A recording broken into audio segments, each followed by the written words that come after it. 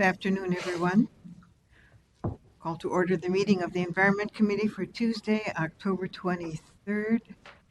And the first item is to approve the agenda. Move approval. Support. We have a motion and a second. All those in favor, please say aye. Aye. Opposed? The agenda has been approved. And the next item is the approval of the minutes. Were there any changes or corrections? Move approval. I have a motion Support. and a second. All those in favor, please say aye. Aye. Opposed? The minutes have been approved. We move to the business portion of the agenda. The first item is 2018-268, the disposition of some surplus property. And Dan Fick, oh no, it's Janine. Janine is going to walk us through. Sure. Madam Chair, members of the council, the map that you have before you shows the site location for lift station L65, which is located at 680 Verderosa Avenue in South St. Paul. So on the map, the site is located south of I-494, east of Hardman Avenue, and west of the Mississippi River. The property was acquired in 1969 by the Metropolitan Sewer Board as part of the development of the regional wastewater system. Parcels east and southwest of L65, which are shown on the map in the white, they're shown on the map, were reconveyed in 1985. And then furthermore, in February of 2017, the area that's shown in the white, the council authorized additional property, but the reconveyance agreement was not executed by the council. So we have a couple of parcels there, one section or two sections that were reconveyed in 1985, and then a section that's shown in the white that was authorized in February 2017, but we never completed the reconveyance. And then tonight we're here to talk to you about the parcel that's identified in the yellow, that the city is requesting that this property be reconveyed at this time. So historically, we kept the area in the yellow because we felt it was needed to be retained for emergency storage should L65 malfunction. MCS reviewed the need for storage and concluded that using this pond is no longer feasible, and that the reliability improvements that were made to L65 in about 2010 reduced the need for this emergency storage. So the reconveyance process includes a process by the City of South St. Paul to subdivide and then replat the property. The city has prepared the plat, and it is in the platting process on the City Council's agenda. Furthermore, we would need to execute an agreement that specifies each party's obligations, both the obligations of the council as well as the obligations of the city. And then MCS will remove any unused pipes and structures in the reconveyance area in accordance with the terms of the acquisition agreement. So the acquisition agreement was back in 1969 and anticipated that at some point, if the council no longer found this property to be necessary for the operation of the regional wastewater system, it would go back to the community under the terms of the agreement. In the 1985 reconveyance, the city was required to repay a portion of the value of the property, and that amount has been repaid over a period of 14 years. The additional property that is being requested by the city for reconveyance has been determined by council staff to no longer be needed for the Metropolitan disposal system. So since there is no repayment required, since the city on this particular site is assuming all financial liability for the environmental condition of the site. So under the Thrive Lens analysis, this meets the Thrive Lens goals of stewardship and prosperity. This manages existing investments and supports orderly and economic growth and allows for the future redevelopment of the property. So the proposed action is that the Metropolitan Council authorize the regional administrator to reconvey property that was part of the original South St. Paul wastewater treatment plant site to the City of South St. Paul in accordance with the original acquisition agreement. Thank you, Janine. Are there questions or comments from the committee? Do we have any clue what, I mean, not that they need to tell tell us what they're planning to do with that land? Yes, Your Honor, members of the council, the property will be used for industrial purposes. It is currently guided under their land use plan for industrial and is zoned for industrial purposes. And it's my understanding that they're interested in marketing to the property for uses such as a distribution site. Move approval? We have a motion to approve the Support. proposed action and Support. support for it. All those in favor, please say aye. Aye. Opposed? The motion carries. The next item on our agenda is 2018-291. And this is a construction contract award. And Scott is going to, Madam Chair, this business item requests authorization for the regional administrator to award and execute a construction contract for the 1MN 310 4th Street access shafts and tunnel repair. Project 807665, contract 18P 259, 2 PCI roads for their low responsible bid of $3,929,674. The graphic shows the interceptor underlying 4th Street, downtown Minneapolis.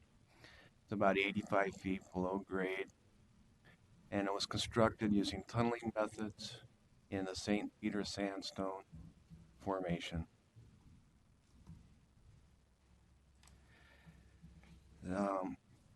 This is an image of what's occurring above the interceptor.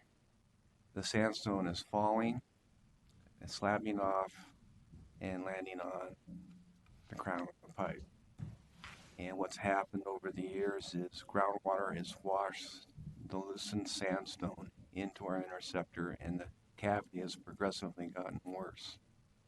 We need to address this. So the scope of the work is basically this. We're going to construct 2 shafts, one at Hennepin and one at Marquette, to gain access to the void. Construct 2 small, short drifts from the shaft to the void over the interceptor. We'll remove the loosened materials. We'll make repairs to the interceptor. And then we'll fill the remaining void with grout. We received 3 bids for this work. They range from the low bid, $3,929,674, to $5,375,975. ECI Roads submitted the low bid, the lowest responsible bid. That was the $3,929,000 figure. It is well below the engineer's estimate of $6,303,000. This work, the proposed work, addresses the Thrive outcome stewardship, and in that financial resources are used efficiently and effectively. It allows us to maintain and restore system capacity. It also protects and enhances the region's natural resources. In conclusion, the proposed action is that the council authorize the regional administrator to award and execute a construction contract for this work, 1MN 310 4th Street access shafts and tunnel repair, project 807665, contract 18P 259, 2 PCI roads for their low responsible bid of $3,929,674. And with that, I'll entertain any questions. committee members' questions? So as I'm reading here, the interceptor was constructed in 1885. Madam Chair, that's correct. How far below ground is it? 85 feet. And you're going to fill the void with grout? Madam Chair, yes, we are. What is grout? grout is the grout we intend to use is a Portland cement and water mix. May have a little sand in it. It may be air entrained to make it lighter, so it won't put as much weight on the pipe. So it will hold the sandstone in place in Yes. 1885. Long time ago. Are there any other questions? I think this is fascinating. I'm sorry. It considers 100 and some odd, almost 30, 40 years, and we're still using the interceptor.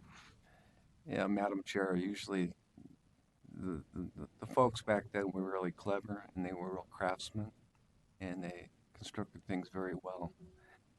And even the tunneling methods aren't all that different than they are right now. In fact, we have machines and stuff, but basically it's,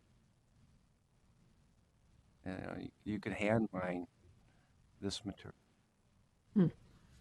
You don't need a machine. Okay. Is there a motion to approve the proposed action? Move approval. Second? We have a motion and a second. All those in favor, please say aye. Aye. Opposed? Thank you. The motion carries. How long is this going to take? Madam Chair, this work will be done next year, and we rushed this project through because we wanted to get the work done prior to the proposed 4th Street improvements that Minneapolis is undertaking. Okay. So we don't want to go into a newly constructed street and tear it up. I hear you. Thank you, Scott. You're welcome.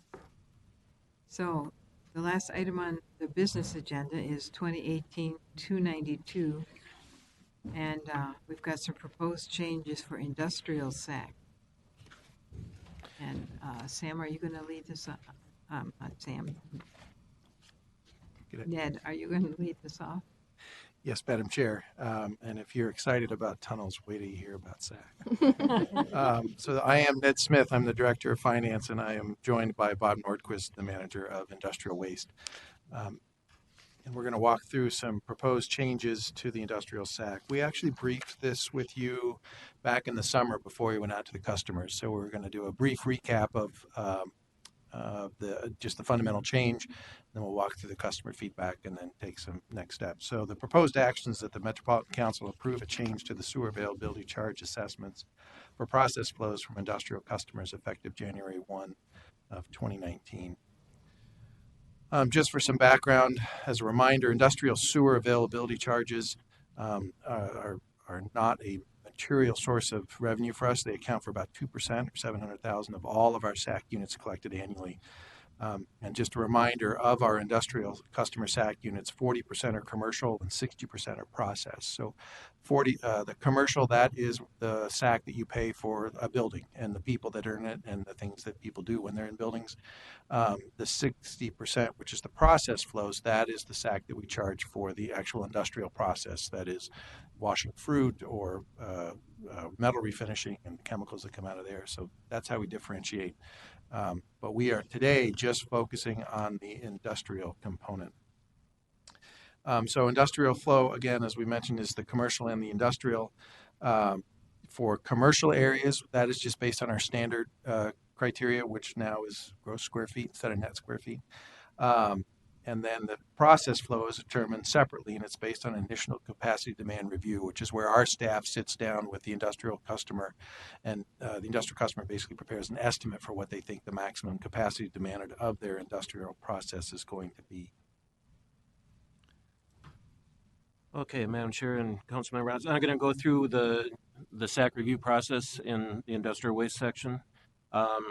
Right now, when an industry comes on permit with us, we determine what their baseline SAC would need to be. That's a combination of the commercial covering the square footage of the building, plus the industrial that is going to be based on what their maximum assumed flow is going to be. We compare that to how many SAC units are assigned to the facility, whether they are purchase units or grandparented. If they are below their baseline, then they are required at that point to purchase additional units to get up to their baseline as part of their original permit. Every 3 years, the permit renews. 1 year prior to the permit renewal, we look at their current flows and compare that to what their SAC baseline is. Because that's one thing about the industrial that's different than the commercial, that they can increase their flows pretty dramatically without increasing the size of the building. They don't need a building permit. They can put on a second shift. They can just have more process that's happening. So when we look at that one year prior to the permit renewal, if the company has risen above their baseline, they have a year to either budget for purchasing their SAC units or find a way to reduce their flows underneath the SAC baseline. And so that has encouraged a lot of companies to reduce their water usage. What happens though is that the industrial waste engineers are responsible for going out there and determining whether this is a permanent capital improvement that they've made, or if they are just turning down their valves, a temporary measure to get them back under. If that's the case, then we would not accept the reductions. If they have reduced, then they have to do a 30-day volume study to show that they reduced. And it's very labor intensive for both the industry and for the industrial waste section. So with the current program, we're looking at one reporting period every 3 years, and it's a snapshot of what's going on. So companies can increase above their baseline for up to 3 years without us knowing that's happened. They can also fluctuate above and below quite a bit, and we're not identifying those increases. And like I mentioned, it does cost a significant amount of staff time for the industrial waste staff and the finance SAC departments, SAC, to be doing these 3 years reviews, following up on it, a lot of meetings with the customers. The industrial customers are fairly dissatisfied with the system, because what happens is all of a sudden, out of the blue, they're getting these very large bills for SAC, and they can be easily six figures if they've increased quite a bit. So might as well, the next one here. So what we're proposing is that we're going to eliminate this 3-year review, and instead, every time that a company turns in a report, which can be quarterly, semi-annual, or annual, we will compare their actual discharge volumes to what their baseline is. If they are above their baseline, they'll be charged a much smaller industrial capital charge that's just paying for that amount of flow that they were over. By doing that, it takes a lot of the burden off of the company, especially in a time when they're trying to grow and they are trying to put their capital towards that. The ICC will provide two options. You can either continue to pay SAC like you would if you think your flows are going to remain that high, then it might be a good deal for you as an industrial customer to purchase SAC at one time at that point. Because if they're paying the ICC, it's like renting the SAC units. And if they're going to own it for more than 11 years, then it's probably a better idea to purchase it outright. So the ICC rate we're looking at for 2019 to be $2.10 per 1,000 gallons, and it would be invoiced directly from MCES to the industrial users.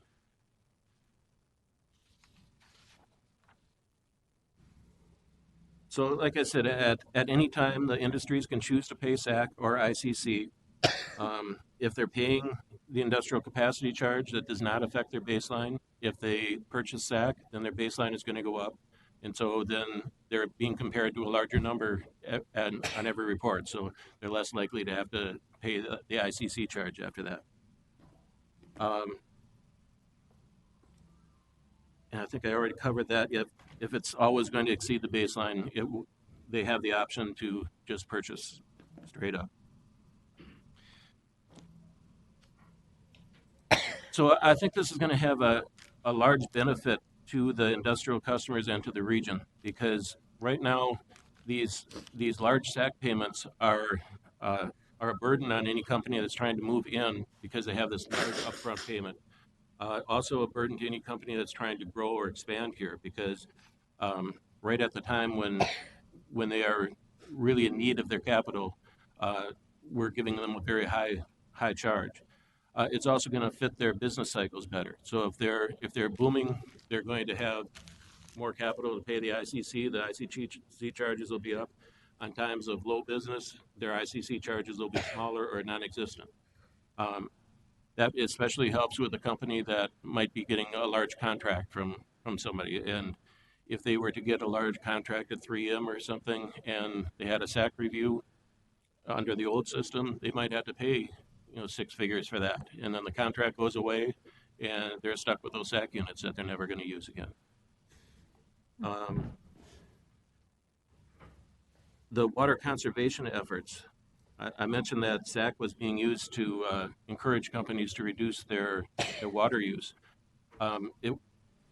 It was effective in some ways, but under this system, it's going to be an ongoing process. So if they decide they're going to turn down their valves to meet it, that's fine. They can meet that for one quarter, not pay the ICC. The next quarter, if they turn them up, it's going to go up, and they're going to say, we better keep on top of this and keep our valves turned down. So they'll be able to get credit for more water reduction than they were getting before. I think this is going to have an ongoing positive effect on our efforts to conserve water. Over time, this change is revenue neutral for the MCES. This slide breaks down the complicated calculus that's behind the rate calculation. Fundamental thing to know is that the rate is based on a 20-year debt cycle, which is what SAC is covering. And then it takes into account the use of flow as a proxy for capacity by grossing up the flow based on the capacity across the entire system. So it's not just SAC divided by 20.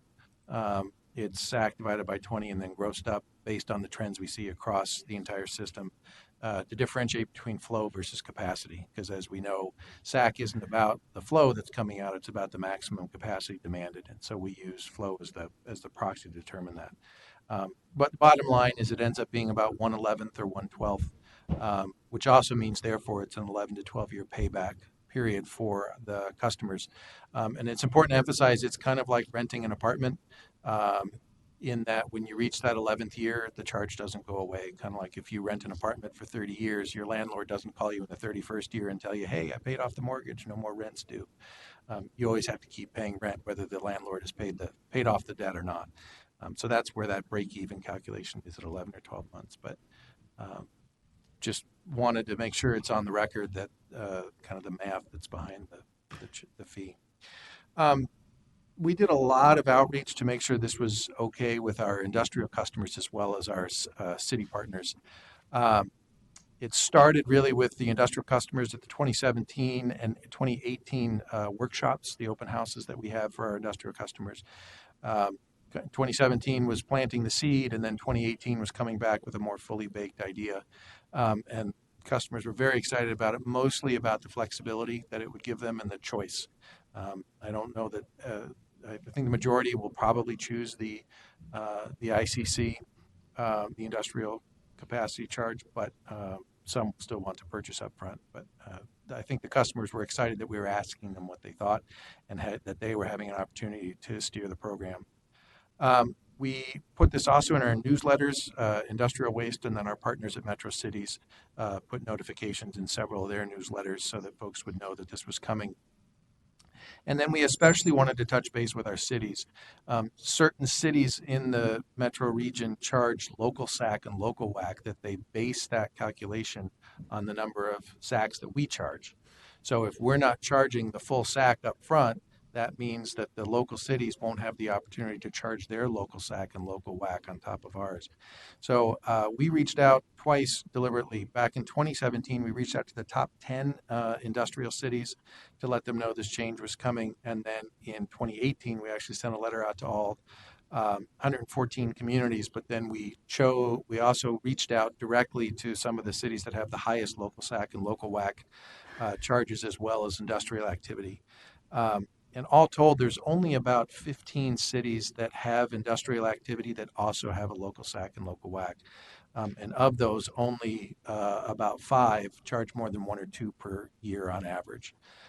So those cities were Chaska, Eagan, Shakopee, Public Utilities, Anoka, Rosemount, and then we also reached out to Metro Cities and had a kind of a convening on October 4th, really to talk through with them what the change was, what it might mean to them, and then have the cities kind of get together and brainstorm on ways that they would be able to still make that revenue neutral for them.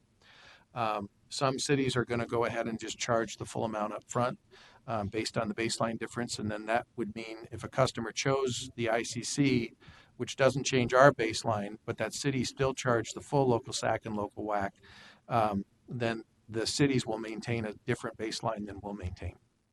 And so we just talked through what that looks like. Other cities are probably going to use more of a same approach we do, just take their fee and divide it by 11 and spread it out and charge it only when we charge it.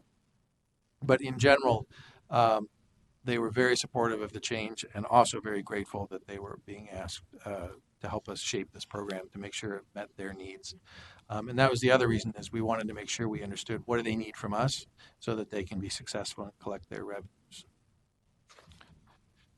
So the overall schedule for this year, we did reach out to our industrial customers on March 22nd as well as April 19th and April 24th. Walking through the SAC. And then in March through July, we reached out indirectly to the cities. And then we brought it up at our customer forums in May and June for our community customers as well, and talked through some of the ramifications. Again, we had the October 4th meeting. We're here today on the 23rd requesting Environment Committee approval, and then we'll put this before the overall council on November 14th with the intent to implement on January 1st of 2019. So from an outcomes perspective for Thrive, prosperity, we're really doing what we can to encourage local growth and expansion of business, making it as easy as possible for businesses to grow in the region. Sustainability, customers who use ICC may have an incentive to implement water conservation improvements since they'll see those benefits faster, as Bob talked through. And then we also did the Thrive principle of collaboration, where this was a request that came from our customers, the industrial customers, and then we also vetted that with our customer cities as well as metro cities. So with that, I would propose that the Metropolitan Council approve a change to sewer availability charge assessments for process flows from industrial customers effective January 1, 2019. And with that, I'll stand for questions. Very good. Questions from the committee? Looks like you did a significant amount of outreach. And Yes, Madam Chair. yes, people always want to be consulted, don't they? If there are no further comments, I move adoption, Madam we have Chair. a motion Second. and a second. All those in favor, please say aye. Aye. Opposed? Has been approved. Thank you, Madam Go Chair. forth Thank you, and Madam Chair. prosper, as Steve Chavez would say. We move to the information portion of this meeting, and Dan Schuler Dan and Schuler. Madam Chair and council members, my name is Dan Schuler. I've worked here in financial analysis under Ned Smith and formerly Jason Willett for almost 19 years, and I might make 20 years. How's that good? You don't have to answer that. Yeah. I'm here today to talk about local and national competitiveness of MCS sewer rates. I have several items on the agenda here. I won't talk through all of them right now. The main takeaway here is that I have two surveys to talk about. The biennial rate survey, where we survey all of the cities, what their retail rates are, and then the triennial NACWA survey. It's a comprehensive survey NACWA does nationally, so I'll talk about how we compare nationally. I have about 10 slides with a lot of statistics, so I'll go kind of quickly to leave some time for questions. The last time we brought this to you was in September of 2015, and Councilmember Melander, and I remember you at that time asked if we could have more time for questions, because it went kind of quick and there was some time after. So hopefully we can do that. Oops. But I'll start with the biennial rate survey, which we finished this summer. We now serve 109 communities with our wastewater service. And as you know, MCS charges a wholesale rate to the cities, who then pass on that fee to homeowners with an additional add-on to pay for city costs. Cities have local sewer pipes and some have lift stations to pay for. The survey is conducted on even number years, and we've done it for over 30 years. Since 1986, the study's focused on sewer charges that are charged to a single family detached home. So we ignore apartments and condos. And as I said, we conduct it mainly to see how retail rates compare between the cities and also nationally when we submit our information to NACWA. This slide shows a graph of our sewer rate, annual retail rate each year, or every other year when we do the survey, compared to inflation. You can see we tracked well with inflation up until about 2009 when we were kind of splitting off. And that's due to two reasons. One, inflation dropped these past several years to an average of 1.6% since 2009. Whereas as you can see on the bottom of the chart, over the whole period, inflation averaged 2.6%. So with inflation lower, and then our municipal wastewater charges have increased a little more than average, where we've increased them 3.6% each year since 2009. Whereas over the last almost 20 years, we've averaged 3.3%. This chart shows the annual percent increases and compares it to the national average increases. It's kind of a lot of variability shown on this chart, but the key takeaway is that MCS's average increase, which has been 3.5% over these 15 years, is a bit lower than the national average of 4.9%.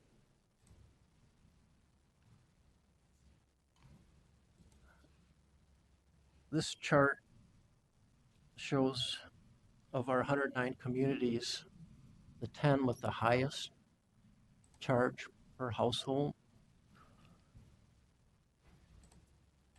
What a specific city charges can depend on several variables, some of which are the number of households they have to spread the cost among, the cost of the pipes, and how many lift stations they have, which can be geographical.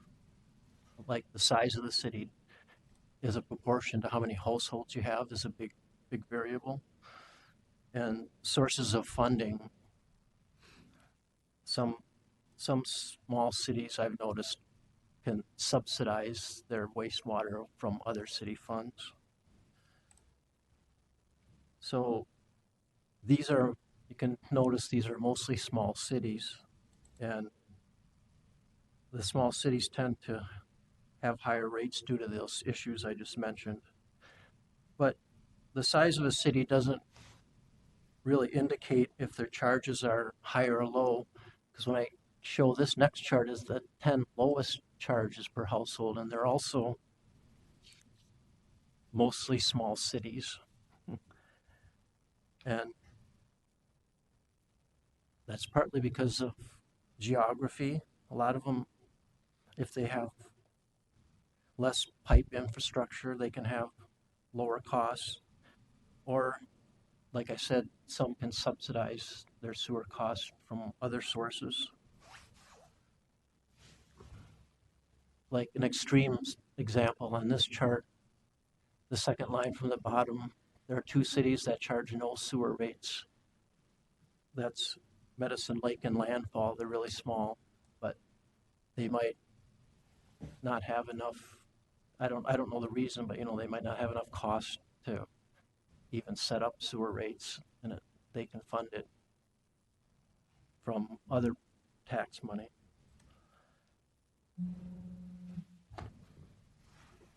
Oh, I forgot to mention the key thing of this, what this chart shows is the type of rates that cities use. Most cities charge quarterly for their sewer. A few, I've noticed, charge monthly. And the vast majority charge the base uniform rate, which means they charge like a fixed amount per quarter, no matter how much water you use, and then another so much per 1,000 gallons that you use. And one important thing to know in our study, I actually, before I forget too, I have copies if you want to take some with. We have it on our website too, but it might be easier to look through a paper copy. But when we ask for the rates, we ask them to base it on usage of 5,000 gallons of water per month or 60,000 gallons a year. And that's close to our system average use. So it's consistent. So the number is consistent across all cities. And as you can see, 22 communities charge flat charge. Flat charges typically, flat charges do not encourage water conservation. So we like to see that that's a decreasing or a low number, and we've been happy that you can see it's trending downward, because actually the wastewater charge per 1,000 gallons is typically costs more than what you pay for clean water. So there's more of an incentive to impact your wastewater charge than actually the cost of your clean water. And so in the most recent report that we did this summer, 2018, it's down to 8.1% of households charge the flat rate. And that's comprised of, out of 745,000 single-family homes in the region, 60,000 are charged the flat charge. And if in the report here, it shows every city and every city's average rate, and then the type of rates that they use, so you can see which ones charge the flat.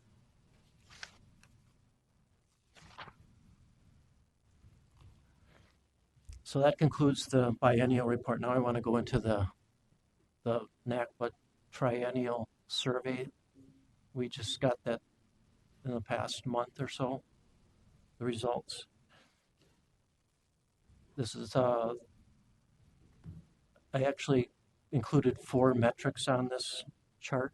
There are several others we can look at, like energy costs per million gallons or chemical costs.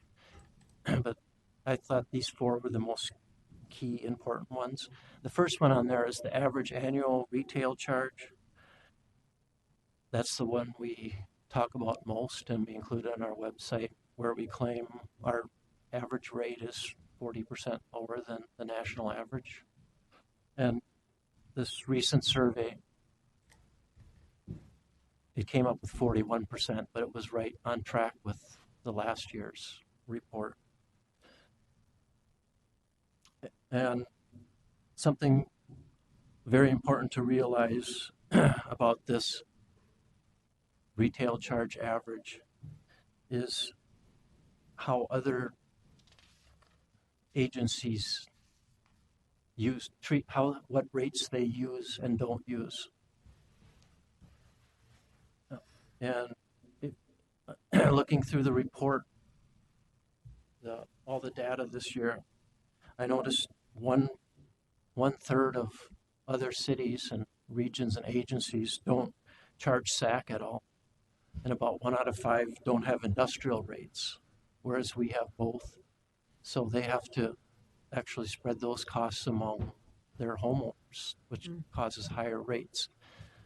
So part of that 40% lower is due to that, but not all of it. But you have to keep in mind that some of it is due to that issue.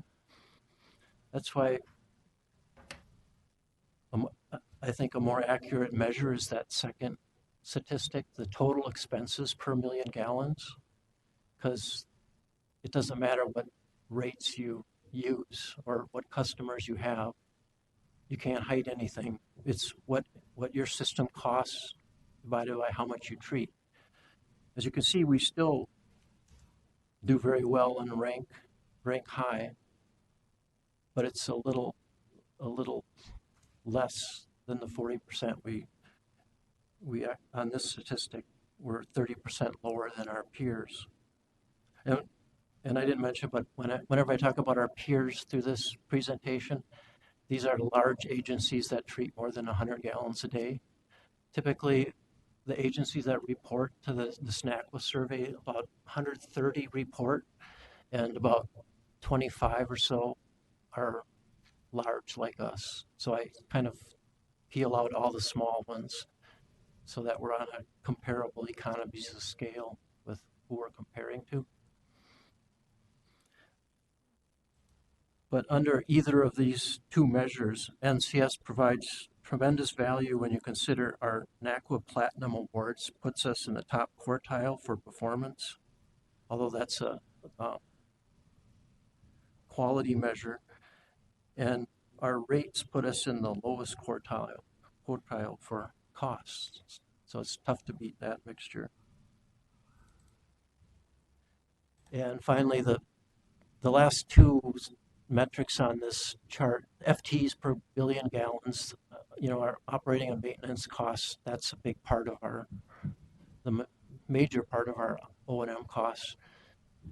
So that kind of tracks with total expenses.